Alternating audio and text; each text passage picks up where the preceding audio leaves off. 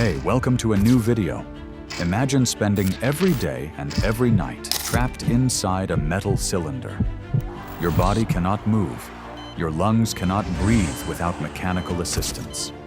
For nearly 70 years, one man lived exactly this existence. His name was Paul Richard Alexander, and his story reveals one of the most devastating chapters in medical history. Are you new to this channel? Make sure to subscribe and hit the notification bell. Before we start, also give this video a thumbs up. In 1952, a 6-year-old boy from Dallas, Texas, contracted a virus that would change his life forever. That virus was poliomyelitis, a severe infection that attacks the spinal cord and destroys the nerve cells that control muscle movement. When polio invades the body, it travels through the bloodstream and targets the nervous system. Victims experience progressive muscle weakness that spreads throughout the body. Their limbs become paralyzed. Their muscles waste away. In the most severe cases, the infection reaches the nerves that control breathing. When this happens, the chest muscles stop working. The patient cannot inhale or exhale on their own. Without immediate intervention, they suffocate within minutes. This disease has haunted humanity for thousands of years. Stone tablets discovered in Egypt, dating back over 3,400 years, depict figures with withered limbs and walking sticks. These ancient carvings provide evidence that polio existed long before modern medicine. For centuries, the virus struck communities at random, paralyzing children and leaving them disabled for life. However, nothing compared to the epidemic of 1952. That year, the United States recorded 57,000 infections. Hospitals overflowed with paralyzed patients. Parents lived in constant fear. Europe faced similar devastation. The world had never witnessed a polio outbreak of such magnitude. The roots of this crisis stretched back decades. In 1916, New York City experienced its first major epidemic. The outbreak infected 27,000 people across the country and killed approximately 6,000 of them. Panic spread through the streets. Public swimming pools closed their doors. Theaters went dark. Families fled the city in desperation, hoping to escape the invisible threat. The disease seemed to target children most severely. Doctors at the time struggled to understand why. The answer lay in how the virus traveled from person to person. Polio spreads through contaminated waste material.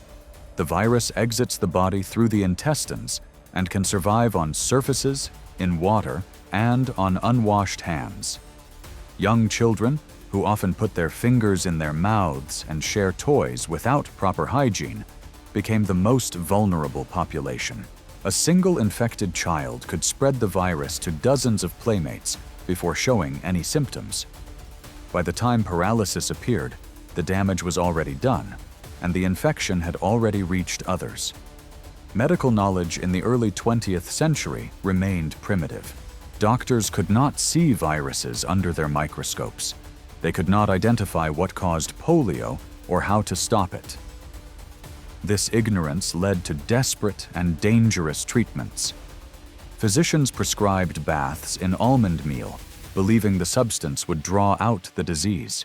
Others attempted electrocution, sending electrical currents through paralyzed limbs in hopes of stimulating dead nerves. These treatments accomplished nothing except additional suffering for the patients. Some doctors turned to even more harmful interventions. A physician named Samuel Meltzer conducted experiments involving adrenaline injections directly into the spine. He believed this would revive the damaged nerves. Instead, patients experienced excruciating pain and often deteriorated further. Other doctors injected disinfectants and chemical compounds into the spinal fluid, causing severe inflammation and permanent damage. These failed experiments reflected the desperation of a medical community facing an enemy it did not understand. Children who survived the initial infection faced years of painful rehabilitation. Doctors encased their twisted limbs in heavy plaster casts, hoping to straighten deformed bones. Metal braces weighing several pounds were strapped to weakened legs. Young patients spent months in hospital isolation wards, separated from their families. The psychological trauma of this separation often lasted longer than the physical symptoms. Parents could only watch through windows as their children struggled alone.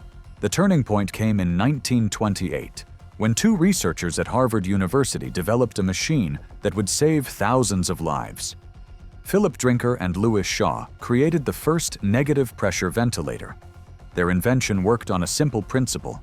When you inhale normally, your diaphragm muscle contracts and expands your chest cavity. This expansion creates negative pressure inside your lungs, pulling air in through your nose and mouth. The Drinker and Shaw machine replicated this process artificially. The patient would lie inside a large metal cylinder with only their head protruding from one end. A rubber collar sealed the gap around their neck. A motor attached to the cylinder would pump air out, creating a vacuum inside.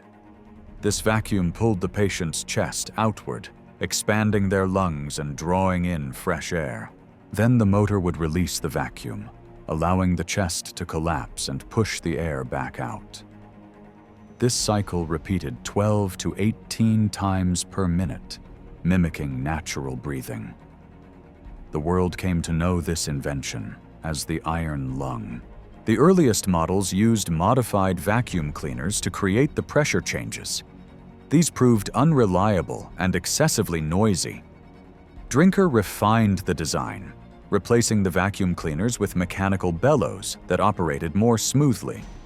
He also explored the concept of room-sized ventilators that could accommodate multiple patients simultaneously.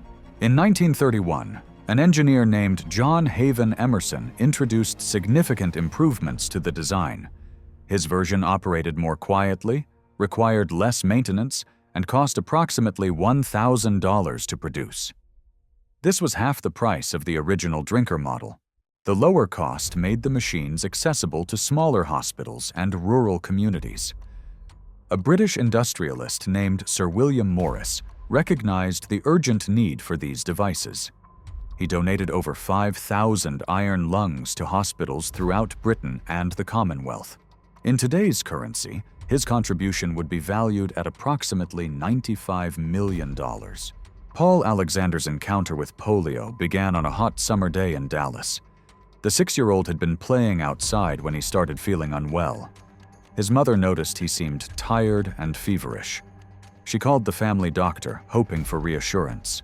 The physician listened to her description of the symptoms and told her not to worry. Hospitals across Dallas were already overflowing with polio patients. The doctor advised the family to keep Paul at home and wait for the fever to pass. This advice nearly cost Paul his life. Over the following days, Paul's condition deteriorated rapidly. The fever intensified. His neck became stiff. His limbs grew weaker. By the time his parents rushed him to the hospital, Paul could no longer move his arms or legs. His chest muscles had stopped functioning. He was turning blue from lack of oxygen. Doctors recognized the signs of bulbar polio, the most severe form of the disease. A physician performed an emergency tracheotomy, cutting a hole in Paul's throat to bypass the fluid that was flooding his lungs. This procedure saved his life, but the damage to his nervous system was permanent. When Paul regained consciousness, he found himself inside a cold metal tube. His body lay on a sliding bed within the iron lung. A mirror positioned above his head allowed him to see the room behind him. He could hear the rhythmic whooshing of the bellows pumping air in and out of the chamber. He could not move anything below his neck. The virus had destroyed nearly all of the motor neurons in his spinal cord. Around him in the hospital ward, dozens of other iron lungs held other children. Paul watched some of them die during those first terrible weeks. Nurses would quietly wheel away the machines containing bodies that had stopped responding to treatment. The survivors remained trapped, breathing only because their machines continued to operate. Paul spent the next 2 years in the hospital, adjusting to his new existence. Therapists worked with him to develop a technique called glossopharyngeal breathing, also known as frog breathing. This method involves swallowing small gulps of air and forcing them down into the lungs using the tongue and throat muscles. Paul practiced this technique obsessively. By age 8, he could breathe independently for short periods using this method. Eventually, he extended his time outside the machine to several hours at a stretch.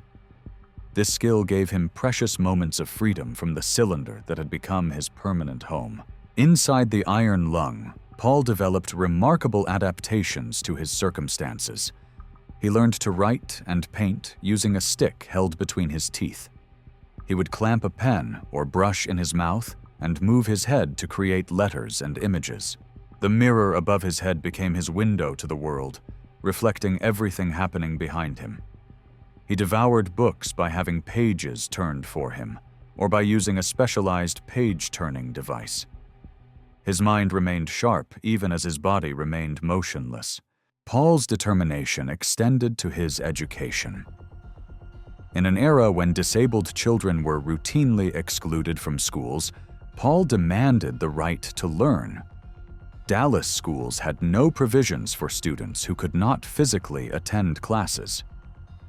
Paul studied from home, completing assignments with his mouth stick and reciting lessons to visiting teachers. He graduated from high school without ever entering a classroom, finishing at the top of his class.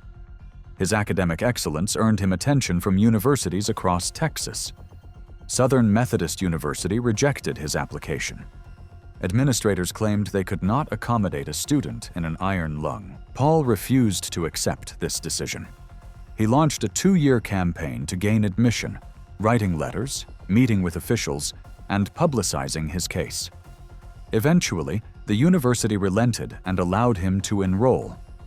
Paul attended classes in person, rolling into lecture halls inside his portable iron lung.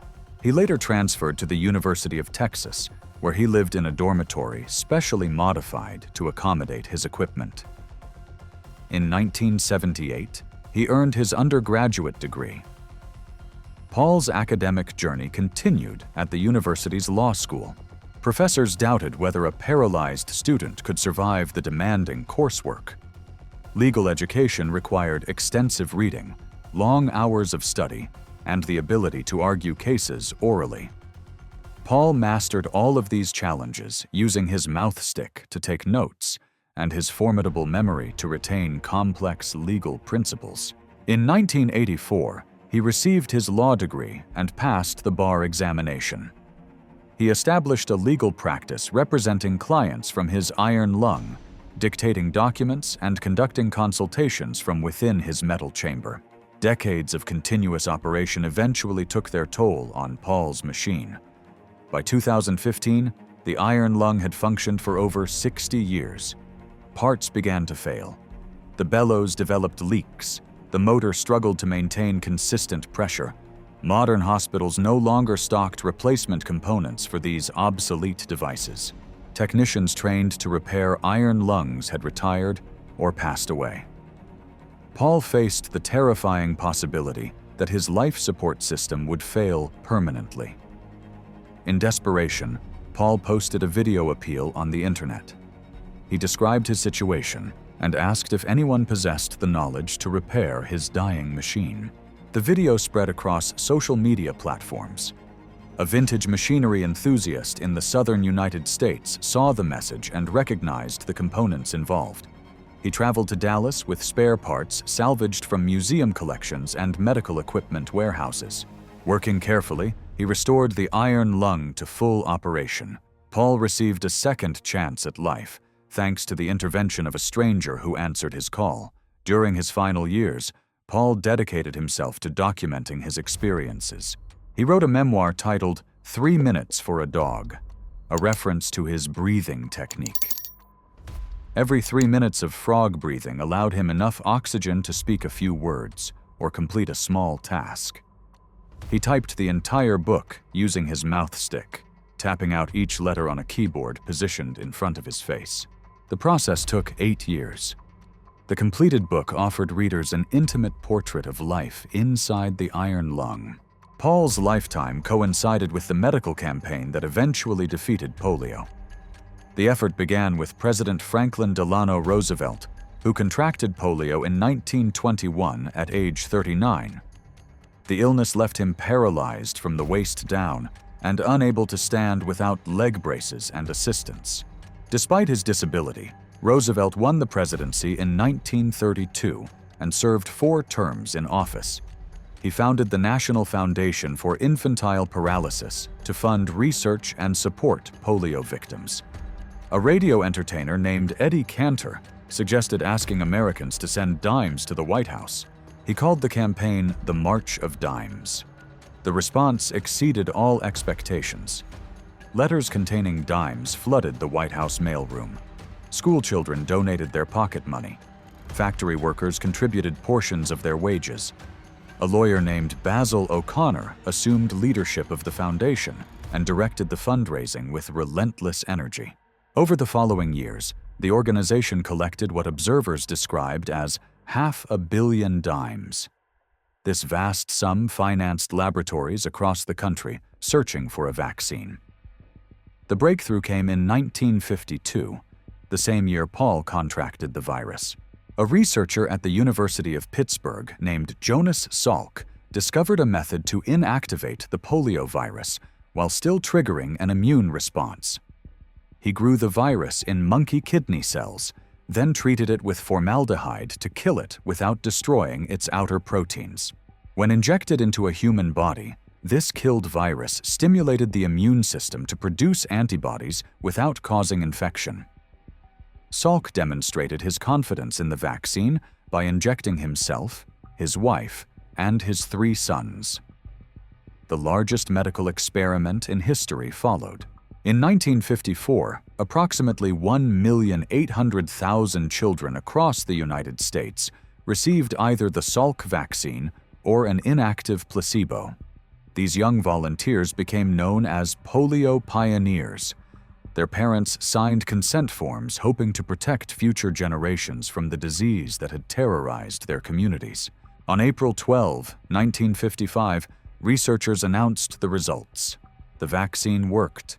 It provided effective protection against all 3 strains of polio. Church bells rang across the country. People wept in the streets. Jonas Salk became a national hero. Another researcher named Albert Sabin developed a different approach. Instead of a killed virus, he created an oral vaccine using a weakened live virus. This version could be administered on a sugar cube, making it easier to distribute than injections. The Sabin vaccine became available in 1961 and replaced the Salk version for routine immunization. The combination of both vaccines proved devastating to the virus. In 1952, the United States recorded 45,000 polio cases. By 1962, that number had fallen to under 1,000. By 1979, wild polio had been completely eliminated from the United States. The global campaign continued for decades. Health workers traveled to remote villages across Africa, Asia, and South America. They vaccinated children in war zones and refugee camps. They tracked outbreaks and contained them before they could spread. By 2020, polio cases worldwide had declined to a few hundred per year, down from hundreds of thousands at the epidemic's peak. The virus that once paralyzed millions was approaching extinction. Paul Alexander lived long enough to witness this triumph. He remained one of the last people on Earth still using an iron lung for daily survival. Modern ventilators offered alternatives, but Paul preferred the machine he had known for nearly 70 years. He became a symbol of resilience, representing both the horrors of the polio era and the determination of those who survived it.